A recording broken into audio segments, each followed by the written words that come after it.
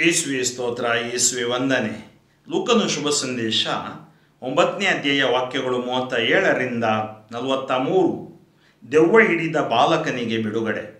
ಮಾರನೇ ದಿನ ಯೇಸು ಸ್ವಾಮಿ ಮತ್ತು 3 ಶಿಷ್ಯರು ಬೆಟ್ಟದಿಂದ ಇಳಿದು ಬಂದಾಗ ದೊಡ್ಡ ಗುಂಪೊಂದು ಅವರನ್ನು ಎದುರುಗೊಂಡಿತು.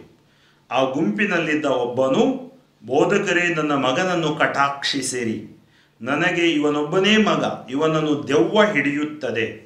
ಆಗ ಇದ್ದಕ್ಕಿದ್ದ ಹಾಗೆ ಕಿರುಚಿಕೊಳ್ಳುತ್ತಾನೆ, ವಿಲವಿಲನೆ ಒದ್ದಾಡುತ್ತಾನೆ, ಬಾಯಲ್ಲಿ ನೊರೆ ಕಿತ್ತುಕೊಳ್ಳುತ್ತದೆ. ಆ ದೆವ್ವವು ಇವನನ್ನು ನಿಶಕ್ತನನ್ನಾಗಿ ಮಾಡಿಬಿಡುವ ತನಕ ಬಿಟ್ಟು ಹೋಗುವುದೇ ಇಲ್ಲ.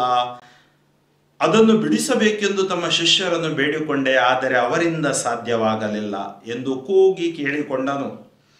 ಇದನ್ನಾಲಿಸಿದ ಯೇಸು, ಅಯ್ಯೋ ವಿಶ್ವಾಸವಿಲ್ಲದ ದುಷ್ಟ ಪೀಳಿಗೆ, ಇನ್ನೆಷ್ಟು ಕಾಲ ನಿಮ್ಮೊಂದಿಗಿದ್ದು ನಿಮ್ಮನ್ನು ಸಹಿಸಿಕೊಳ್ಳಲಿ ಎಂದು ಹೇಳಿ, ನಿನ್ನ ಮಗನನ್ನು ಇಲ್ಲಿಗೆ ಕರೆದುಕೊಂಡು ಬಾ ಎಂದು ಆಜ್ಞಾಪಿಸಿದರು. ಆ ಹುಡುಗನು ಬರುತ್ತಿರುವಾಗಲೇ ದೆವ್ವವು ಅವನನ್ನು ನೆಲಕ್ಕೆ ಅಪ್ಪಳಿಸಿ ವಿಲವಿಲನೆ ಒದ್ದಾಡಿಸಿತು. ಆಗ ಯೇಸು ದೆವ್ವವನ್ನು ಗದರಿಸಿ ಹುಡುಗನನ್ನು ಸ್ವಸ್ಥ ಮಾಡಿ ಅವನನ್ನು ಅವನ ತಂದೆಗೆ ಒಪ್ಪಿಸಿದರು. ದೇವರ ಮಹತ್ವವನ್ನು ಕಂಡ ಎಲ್ಲರೂ ಆಶ್ಚರ್ಯಚಕಿತರಾದರು. ಕೆಟ್ಟ ಗಾಳಿ, ದೆವ್ವಗಳು ನಮ್ಮ ಮೇಲೆ ಆಳ್ವಿಕೆ ಮಾಡಲಾರವು. ಕಾರಣ, ಯೇಸು ನಾಮದ ಬಲದಿಂದ ನಾವು ಅವುಗಳನ್ನು ಜಯಿಸಬಲ್ಲೆವು. ಯೇಸು ಸೈತಾನನನ್ನು ಸೋಲಿಸಿದ್ದಾರೆ. ದೆವ್ವಗಳಿಗೆ, ಇಂಥ ಭಯಗಳಿಗೆ ನಮ್ಮ ಮೇಲೆ ಅಧಿಕಾರವಿಲ್ಲ. ಯೇಸುವೆ, ಈ ದಿನ ನಾನು ವಿಶೇಷವಾಗಿ ಭಯದಿಂದ ಜೀವಿಸುವ ಕುಟುಂಬಗಳಿಗಾಗಿ ಪ್ರಾರ್ಥಿಸುವಾಗ, ರೋಗದ ಭಯ, ದೆವ್ವದ ಭಯ, ಮರಣದ ಭಯ, ಪೀಡೆಯ ಭಯ, ಪಿಶಾಚ ಭಯಗಳೆಲ್ಲ ಬಿಟ್ಟು ಸುಟ್ಟು ಬೂದಿಯಾಗಲಿ. ಅವರ conscious, unconscious, subconscious mind ಅಭಿಷೇಕವಾಗಲಿ.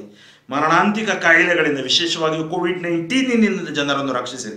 Touch, ಸ್ಪರ್ಶಿಸಿರಿ ಯೇಸುವೆ.